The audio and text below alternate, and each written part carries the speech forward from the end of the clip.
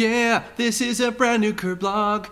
After this one, I'll be all out of openings. Yeah, this one was on the backlog. We're gonna talk about Pokemon Center things here on this brand new Kirblog. Pokemon.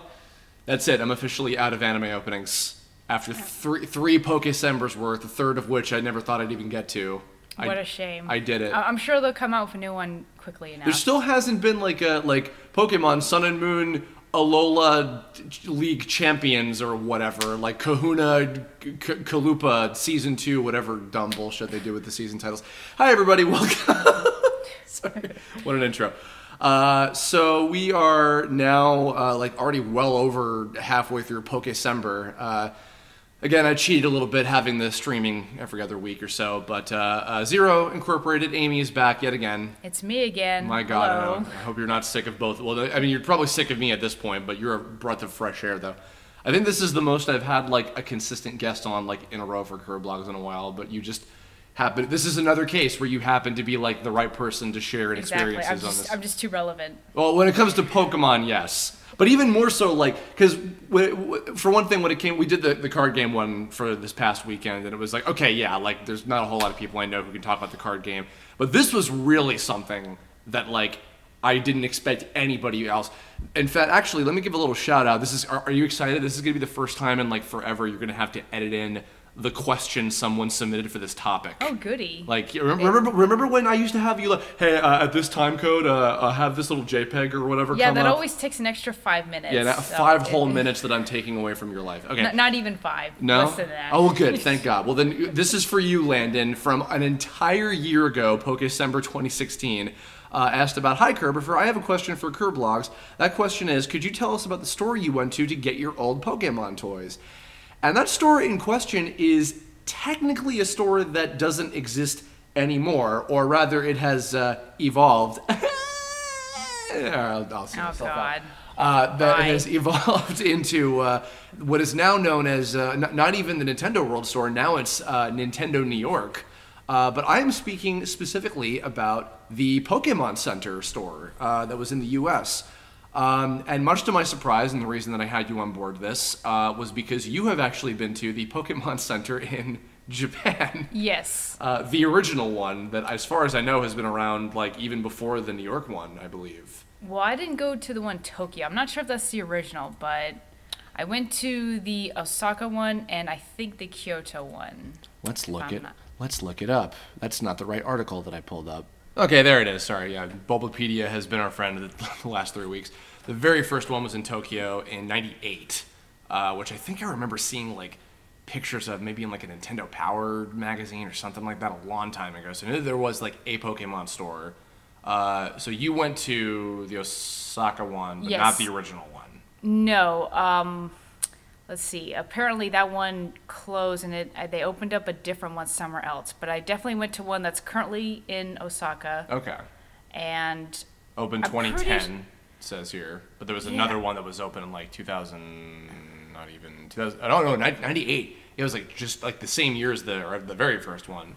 Yeah. So they got that one opened up pretty quickly, and I could have sworn the other one was Kyoto, but I gotta double check at some point. So by the way, yeah. This side note: you've been to Japan. Yes. I don't think we mentioned that in any other Kirbloggs previously. I went to Japan in 2014 for 2 weeks. Mm-hmm. So, and I got the chance to visit 2 Pokemon centers. So this was a giant family trip, I assume, and all that. I've not been out of the country since I was 7 or 8 or something to Europe. Yeah, but Japan is amazing. Yeah. Very cool. Amazing food, I hear from everybody. Yes. I want to go. I want to go with someone who's been there already, so I know what the hell I'm doing. I've always joked about Gaijin Goomba, whenever you go next, take me with you so I'll know where the fuck I'm going at all. Yes, that's very important. You will need someone. Well, he lived there too, but actually I do. I'm sure he's probably been to some of them before. He's probably been all over them, for fuck's sake. Nonetheless, well, I guess I'll start with my story because mine takes place far earlier than yours.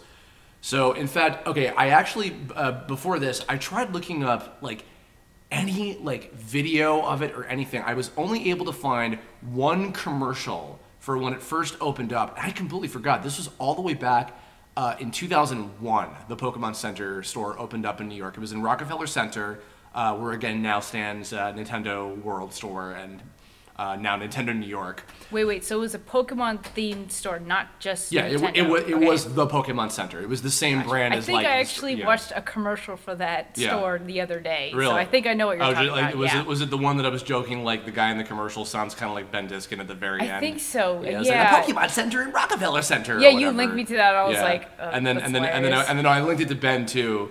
And then he was like, that doesn't sound like me. And also, I would have the decency to not say Pokemon. I would say Pokemon. And I'm like, Ben, I doubt your skills far too much. Shout out to you. Nonetheless, yeah. So this was Gold and Silver was like still new.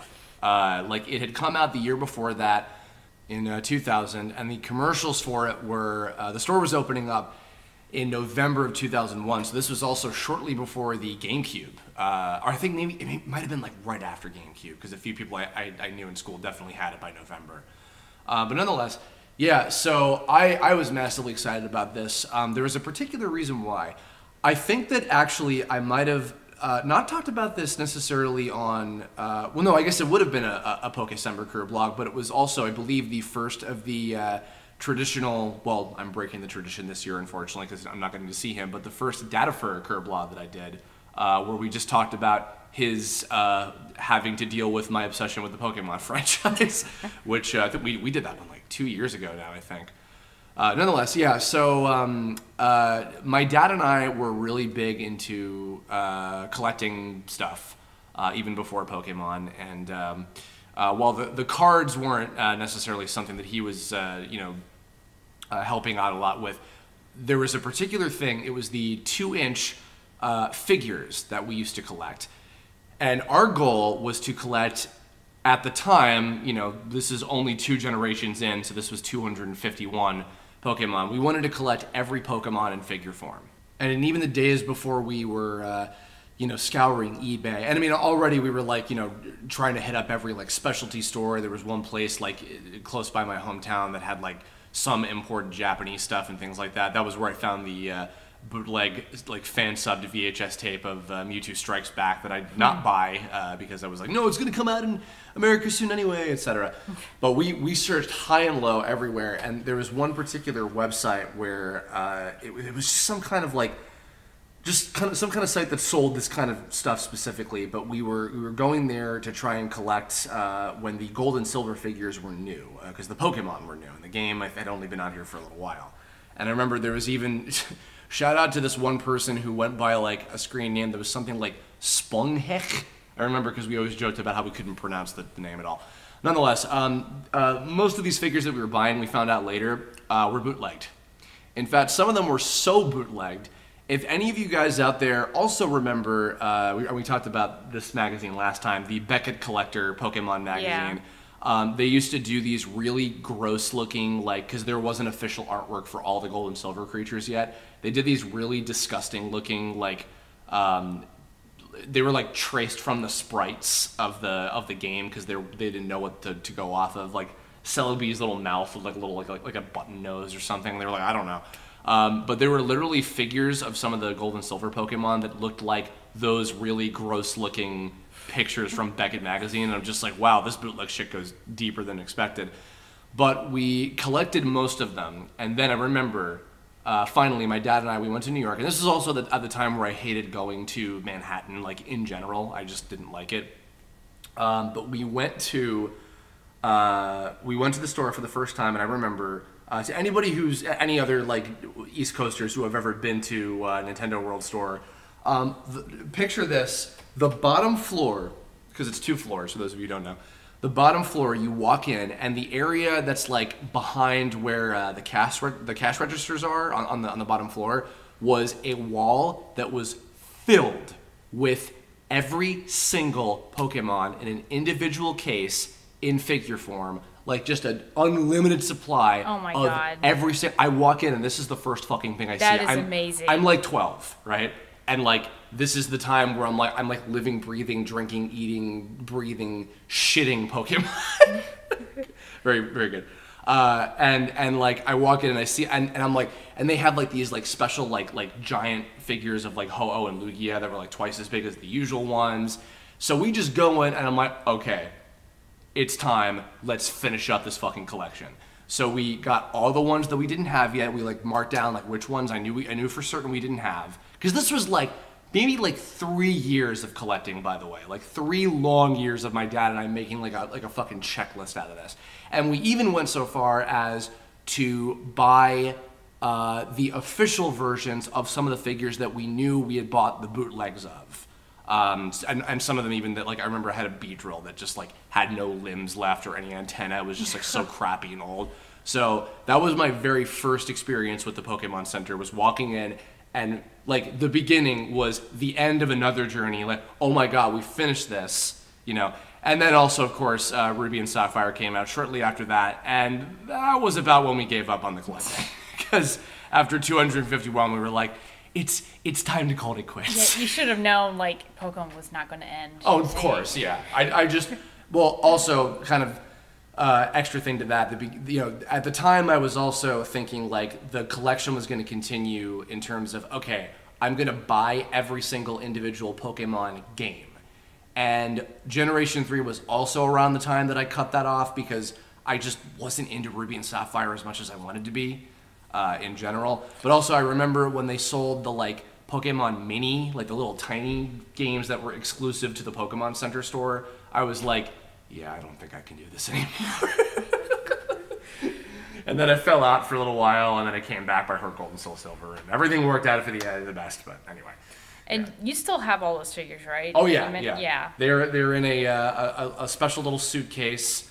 Back home. You know what? If I do get home, if I do get to actually visit home next time, I'll do a little like live vlog of just like, here's my Pokemon figure collection or whatever. 'Cause I want to see that. Yeah. Because I literally I used to like, I had a poster that was like, it showed all of the 151 first ones, and I would like place it on my floor and just like put all the I didn't have like a shelf or anything. I just put them on all of the individual like pictures, and some of them wouldn't stand up because they were not balanced for that shit or anything.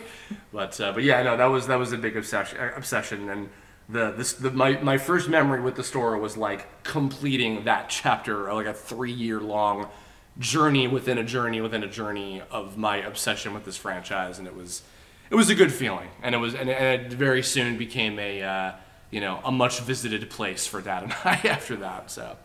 Anyway, I've gone on for like 30 years. Okay, I really want to hear your first story, because the Japanese one must be like a completely different kind of experience. All right. Well, so where I grew up in the USA, and definitely not in New York. So imagine like not having access to like having this amazing Pokemon merchandise. You know, I could only get like whatever was available, like Toys R Us or something, and even that was pretty limited. Mm-hmm. Like I remember growing up and there was just not much there. And so imagine like adult me going to Japan, walking into a Pokemon Center, and there's just billions of stuff. Just so many things you wouldn't even imagine being merchandise. Mm-hmm. And of course, they had the figures. They were very high quality, nice. They had all these plushes, and they had the cards, and then they had notebooks and backpacks and just anything you could imagine. And see now this is interesting, because actually, oh, you know what? I know I was going to almost forget this. So my friends Zach and Tara, they went to Japan, I think like a year and a half, maybe 2 years ago. And they went to, I don't know which one, but they definitely went to a Pokemon Center. And they were talking about how those stores have a lot of like exclusive merchandise that like is not anywhere else. Yes, you would only find it there. Because obviously like, you know, and Nintendo New York even still, like they have a whole section of the store. Now I think on the second floor they have like all of the Pokemon stuff taking up like an entire like maybe 25% of the store, just because of like how massive it is still anyway. And they have the plushies and the cards and all the figures and like a lot of the usual stuff and everything. But like what were the only things that I'm familiar with that are exclusive to the Japanese stores are like the specialized plushies of like Pikachu wearing like a hoodie that looks like another Pokemon and stuff like that. Yes. Yeah, they do. They have a kind of like a collector's edition of Pikachu, where they have like for holidays, seasons, and like you can get those from the Pokemon Center online website. Okay. So like they are exclusive to the Pokemon Center, but I mean Americans can still get them. But yeah, just a lot of amazing stuff. And I mean, being in the Pokemon centers in Japan is almost like an experience. It's like I when I went there the first time in Osaka, I spent like an hour there, and I spent probably up to like $100. I was spending a lot of money because it was like around the time like X and Y was out, and I got this nice Greninja plush, and let's see, I think I got 2 figures, like a Zoroark, and can't remember the other one, and I got a booster box for the Flashfire set, but of course it was named something else in Japan. Well, those not even like out yet in the U.S., I imagine. I don't think so. Oh wow! I had to double check, but I think it was out. See, like, I got it a little early. Obviously, you're an adult, but that to me, that's like I'm the cool kid on the block. I got a thing that's not even out yet over here, because that's how I felt with that little sleeve I had of like the gold and silver starters, like for the cards that we talked about last time. Actually, I'm curious. So, we've talked about the actual construction of it, and like how it was built. What is the 2 that you went to? What do they actually look like in terms of like how they're composed? Well, the one in Osaka was in a mall. Okay. So it wasn't like its own building, and I can't remember if it had like 2 floors, but it was pretty big. Okay.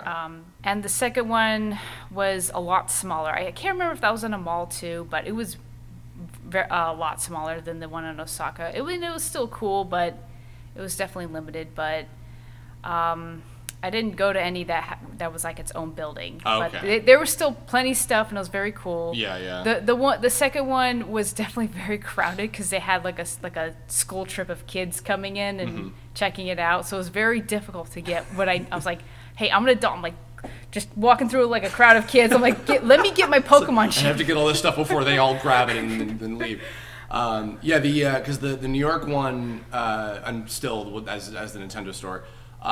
It was 2 floors. It was his own building. The bottom floor was all just merch and stuff, and then the top floor is still like they have like game and they have merch too, but it's a lot of like game demos, like kiosks and things. And actually, I have a little story about this that I want to tell a little bit later. But in the upstairs, the second floor, when it was Nintendo, when it was the Pokemon Center at the time in New York, they had a section of it was like kind of like a little room that you would enter. I think they like knocked down some of the walls and just made it like one giant floor, but it was a little area you could enter into, and it was like the game zone where they had like a bunch of TVs hooked up and you could play like Pokemon Stadium and stuff, and they had like GameCubes had just come out at that time, so they had GameCubes hooked up, they had N64s with lots of Pokemon games and stuff all over the place and that thing. They did also, I think that when they first opened up, I want to say they might have even had some kind of like giveaway. They might have given away like Mew or something. They definitely, like, as the games were continuing to come out, they like were doing the like, come over with your cartridge and we'll give you whatever the new Pokemon legendary that like is tying in with the newest movie, etc. The usual shit that they always do.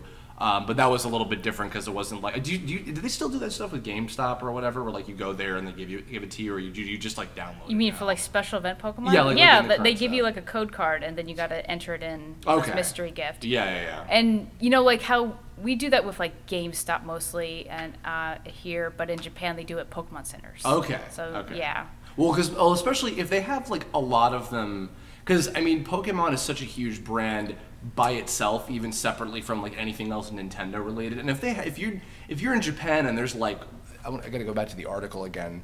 In Japan, there's right now there's 1, 2, 3, 4, 5, 6, 7, 8, 9, 10, 11 different stores that are all open like simultaneously. It's like, yeah, there's a little bit more reason to want to go there specifically, and especially because like, maybe the farthest one away is a train ride or whatever, and like a country that's the size of California, it's a little bit easier. But I mean, for us, where it's like it's so scattered, and it's like, yeah, GameStop is just kind of the amalgam of all game stores at this point now. It's like, sure, that makes sense, but yeah, the second floor had a whole game, like a game center in it for people to go into and everything. Did they have like demos and like little screens for people to try stuff on there before? Not for the video games, but they did have like little arcade kind of games, like kiosk kind of. Yeah, they had that. Were they Pokemon stuff. Arcade games? Yeah, they're Pokemon. Okay. Yeah. See, okay, that's something I'd be interested to try too, because I imagine like those probably are like exclusive, because like. The arcades are a dying breed in the U.S. anyway. I'm pretty sure they are. One of them, I'm trying. If I'm remembering correctly. Did you play them? No, I didn't. But there was one that was kind of like, it was almost like Pokemon Go. They had like the screen and they had like a grassy field, and then you throw it has a camera, like a motion camera. Yeah. And you like would throw your arm and try to catch a Pokemon. And I think that's what it was. But did they pop out little gashapon things or something if you win? Maybe. Oh, man. I can't remember. Shit. I know. I just remember they had a game like that where you would just throw your arm when you throw a Pokemon, catch a Pokemon kind of thing. Okay. I didn't really attempt to play because they were always held up by the kids. Did you actually? I was about to ask too. I'm sure there were tons of kids. Did you see a whole lot of other folks that were like around your age that were? Yeah, I did really? Actually. Yeah. There were people of all ages there. Because I don't know. I mean, that's a whole other subject. But like, did you communicate much with like other people like around the country, really, or? No, I can't speak Japanese. The only things I said was "sumimasen," which is like "excuse me," I think, and "arigato." So that's all I said. Arigato with your very Americanized arigato language. Yes. Yeah, good. I mean, I practiced more when I was there, so it's not as awful. Did you tap the R? That's what they call when we do anime and we have to like say like Naruto instead of Naruto. It's like you got to tap the R on that one. So I've got another funny story. Actually, question: Do you have any other interesting things you want to share about this one? Because the story I want to share might be like the end of what I have, but. Not really, other than just it was very cool, and if you're a big Pokemon fan, said Pokemon. Wow. Sorry, wow, your fan privileges are revoked. I'm tired. All right, but just chalk it up to your accent. If you're a big Pokemon fan, it's definitely something you would want to experience, but obviously it's not very doable. So you know, but I would imagine if you live in the U.S., the New York one is probably mildly less expensive than a trip to Japan. Yeah, but the Pokemon Online store has a lot of good stuff too, and you'll get the same high quality stuff that you can find in Pokemon centers in Japan. That's another thing. They make their products very well. Oh yeah. They're very, very nice, and like when I get plushes, I never touch them because I'm just like I'm obsessed with them looking nice, so I just keep them on the shelf and like never touch them. Corrupt them with your human germs. Yeah. Actually, a little other quick minor trivia thing. I remember also seeing some kind of ad about when the Pokemon Center was first coming out in the U.S. In a Nintendo Power magazine issue, and they had like a CG recreation of like how the bottom floor was going to look, and they actually had. If any of you guys have ever seen just pictures and stuff of the store in general, there's a little crevice like where there's an elevator and a staircase that can both get you up to the second floor. There's a little crevice by the staircase where they usually put like little plastic models of like different characters and things, and now they have like Mario characters, and like they've had like Donkey Kong, a big giant Donkey Kong there and stuff like that. But they had like a whole bunch of different Pokemon like big models there too. And I remember like in the Nintendo Power issue they had like a CG like recreation of like what the or maybe it was even like part of the floor plan or something of like how it was going to look, and they had a model of Scyther there, and I was like, oh my god, is there a giant Scyther? And then I go there and it was replaced with a Scizor. Everything else was the same because I like cross-referenced it. I'm like, the Scyther's gone, it's Scizor, and I like Scizor, but it's not Scyther, and I'm upset about it. Nonetheless, that was the story. Good night, everybody. No, so when I used to go to the store a lot, I would I would go to the game section that was on the second floor. And Mike Lucas and I, at the time, were absolutely obsessed with Super Smash Bros. Melee. It's been years. I don't remember if I told this story on the Smash Kirblog that I did like after 4 came out like a long time ago with like I think it was like Kira, Bosco, Ben, and Xander probably. I don't remember if I told this story, but the one and only ever competitive Smash Brothers tournament that I ever entered into was at the Pokemon Center really? In 2002. Yes. So so this is, you know, any fucking time ever that I would go to Manhattan with my parents, we would go to the Pokemon Center every single time with that question. And one fateful visit, I'd found out that they were going to be holding a Melee tournament at the Pokemon Center. So I sneakily set the whole thing up, and like, I think even like my parents like worked out with Mike Lucas's parents, like, hey, this weekend, like such and such weekend, whatever the hell it was, we're gonna take Chris and Mike into the city, and they're gonna compete in Smash Brothers tournament. And Mike didn't know, and I think either he came over to my house or I went over to his, and I told him we're like 13, right? So this was like, and we, you know, we'd hold our own Smash tournaments and like little gaming things and shit at our houses for like birthdays or whatever. But like this was a real Smash Brothers tournament. And take note, this is 2002. I mean, I'm sure like to some extent like the competitive Smash Brothers world existed in some way, but we had no fucking idea what that was like. We were just like, oh my god, we're gonna go to a real tournament like with actual people, and it's not just like a thing we do at our houses. We were like immaculately excited. It was insane. It was so, we were picture little adorable 13-year-old Chris and Mike, and it's everybody. Nonetheless, so I believe, if I'm remembering correctly, the rules were, it was 2-minute time matches, which I know is like a sin to all competitive game Smash Brothers players, is time matches. Is why would you ever? On the Pokemon Stadium stage for the first 2 rounds of the tournament, and then the final 2 rounds for the semi-finals and then the finals were all on the Pokefloats stage, which is also probably a nightmare for competitive players also because everything is constantly fucking moving all the time. Yeah. Nonetheless, so and I unfortunately cannot remember if it was for the final tournament, if it was with or without items, but I know that whichever one it was, I mistook it, and I had Mike and I train with the opposite of whatever it was. So like if it was with items, I think we trained without items. Or vice versa, whichever what one it was. The point is, that was a massive thing that we weren't prepared for. So, and also a little quick. This is because I have no other. There's no other place on any other career blog to tell this. This is a little kind of side to a side story. Also, at the time, Mike and I were obsessed with finding out the secrets of supposedly unlocking Giga Bowser and Master Hand and the fighting wireframes in Smash Melee because their names are on the fucking sound test and, you know, whatever, like active imaginations.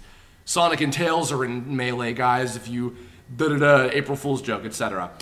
So the day that we went to the tournament, I went to this poor guy who was just like probably didn't know shit about shit. He was working at the store, was just as an employee, and he was working the tournament. And I asked him, oh, do you know about how to unlock Giga Bowser and the fighting wireframes and Master Hand? He looked at me like I had 2 fucking heads, and he's like, I mean, you can like play Giant Melee with Bowser and like pretend it's Giga Bowser. And I'm just like, right, okay. So so the tournament's about to start, and this is the moment where we find out that it was the opposite of whatever we trained with. And I think Mike looked at me like, are you serious? You got that mistaken, and we trained for like a week and a half with the opposite of that. And I'm like, whoopsie, I fucked up. So that was a real embarrassing moment. I can tell I made this poor guy like doubt it, because, you know, I don't know how much he actually knew what was going on, but he was like, yeah, okay, so 2-minute time matches, Pokemon Stadium, with or without items, can't remember. We have all the characters. I'm pretty sure we have all the characters unlocked. And I could tell that he was like making that hesitation because of the earlier conversation I had with them. And I was like, you have all the characters, you just don't have Giga Bowser and fighting wireframes and Master Hand, like I'm some fucking smart ass saying this in front of a room full of people. And by the way, and then this is the end of the little side story. Right after I say like, yeah, you don't have Giga Bowser and blah blah blah, whatever, in the background, some kid, and Goku. And literally this entire room full of like 20, 30 people just all like slowly turns their head at this poor kid who probably read some bullshit on like GameFAQs or whatever. And I'm like, yeah? And granted, we get Lucario in Brawl, so I mean, you know, close enough, nonetheless. So then right, yeah. So we play. This is a long story, Chris. Get the fuck on with it. So we start the tournament. we immediately learned what it was like to be a competitive Smash player. Because we're over here, he's playing Young Link, I'm playing Bowser in Melee, and what do you think everybody's playing with? Take a fucking guess in Melee. Fox, Sheik, Link, Falco, and nothing the fuck else. So pretty quick, and we had no idea. So we're just like, huh, interesting. A lot of people are just so happen to be picking the same character. Interesting. So Mike, who's far better at Smash than I am, gets just absolutely plowed. I only just barely managed to survive with Bowser, and I remember specifically I got this come from behind bullshit move where I think we went to Sun and Death. I was fighting a Falco. We went to Sudden Death. I got knocked up by him, but because Bowser's strong and he didn't get knocked out immediately, he's in the magnifying glass. And then I did down B, and then I smashed Falco and killed him. And then I went on to the next round. I think we got like a couple of stickers or something as like our booby prize. And it felt like a real waste. Like it was this thing that we were like incredibly fucking excited about, and we were just like, wow, we're not that good. So when you left, you didn't feel at all accomplished or proud that you made it?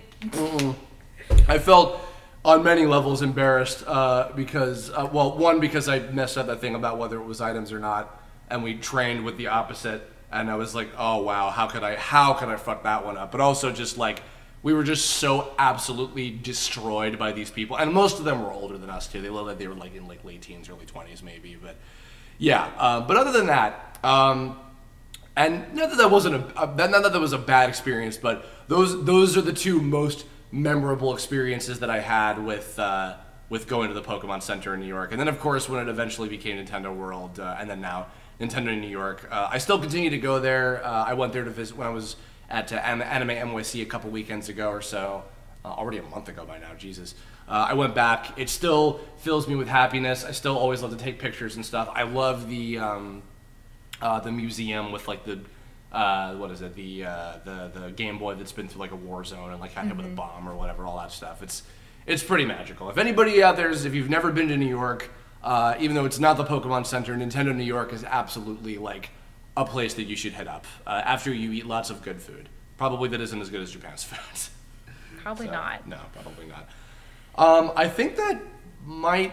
Okay, so here's the deal. So this might possibly be the end of Pokecember this year, but I have to finish Pokemon. Actually, we both have to finish Pokemon Ultra, but I have to finish the game. I kind of want to do one more Kirblog that is not exclusively just Pokemon Ultra related. It also has to do with a few other important games that I've played before the end of this year, including Mario Odyssey and Sonic Forces and things like that. And I want to talk about the prospect of growing up with, growing out of, and growing old with games.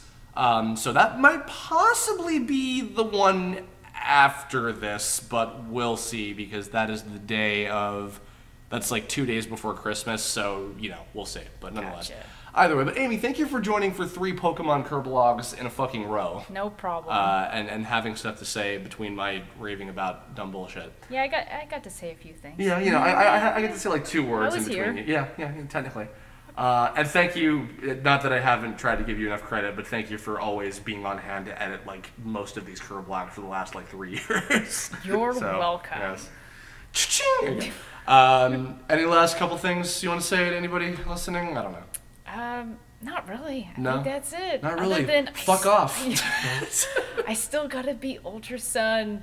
God, work leaves me so tired, so I never have time to like play. Yeah, at you have a night. pretty ragged work week. Yeah. So, all right. Well, that's gonna do it. Actually, so a couple things, also little housekeeping things. When this comes out, this will be. Oh no, actually, sorry. No, this is coming out 2 days before Christmas. So the next one might possibly be on like on like next weekend, or maybe in January. I don't know. Either way. This is the next Tuesday that we'll normally be doing a stream. We're not going to be doing that because that's the day after Christmas. So the Pokemon Fire Red Part 4, I believe, will be delayed another week or so because we're not going to be doing it that day. But nonetheless, Pokecember, the Fire Red playthrough is going to continue through on to January because we got to beat the whole game with KC. Excuse me, disgusting. And so look forward to that. And I will also soon have some announcements about kind of just the future of my YouTube channel, YouTube channel in general. Channel? Good. You can tell I've not been getting enough sleep because in case anybody's not been hearing English, hi. I've got video game, tome, RPG related shit to deal with. In fact, actually, can I give you another shout out for the other duty that you helped split? Yes. Give it. No, take the credit yourself. Go ahead, please. Go ahead. No, just I've been helping him out with sending out the emails. To all of the backers. Yes. 1,500 people. We had quite a bit of a panic today. I had to help calm down. With the I guess, should we blow the lid off the time frame of this? So we're recording this a Saturday ahead of time. In between, so we're taking a breath. Yeah. So we're recording this after we just found out that we couldn't send out all of the emails because we're recording this on the 16th. That we were supposed to send out all of them today. Unfortunately, I found out that Gmail can only allow up to 500 emails to be sent out at the same time. So unfortunately, I have to handle a lot of work tomorrow and the day after for the remaining people. But Amy was very kind to split up a bunch of the workload today to all the people. So major kudos to her and everything. Yes. And to anybody who's a I think it's the $50 and $30 backers. I apologize for, again, time traveling, for you not getting your contracts the day that I promised. Hopefully they came out like 1 or 2 days after that. But yeah, so it was a little bit of a panic, but hope we've got it situated, and I'm going to predict the future. We got everything situated, and everything went perfectly fine, and there were no problems whatsoever, right? Yeah. Yes, you won't eat your words. No, not at all. Not a goddamn bit, because that's how professional I am. Anyway, thanks for listening, Amy. Thanks for joining. Of course. And editing this and other such things. Everybody, I guess if you have any stories about the Pokemon Center, if you happen to have visited it in any country that there happens to be one, whether it's the U.S. or Japan, or are there any in any other countries? There might be. There might be. Let us know, I guess. Whatever. And I guess I can't suggest, if you have any other Pokemon-related Kirblog topics, because there may not be any more for the rest of this month. We'll see. And I guess I can't even say that this is the last Pokecember, because who the fuck knows? Maybe by fucking next year I'll be able to do that again. You never know. I certainly can't just start all of them with anime openings, because I've run out, so. Oh, there should be more by that time. I hope. Don't worry. Anyway, all right, everybody. Thanks for listening, and we'll catch you all in the next one. And I guess also hope you all had a lovely holiday season, regardless of what you celebrate, and a lovely, lovely Pokecember. Fare thee well. Goodbye. Bye.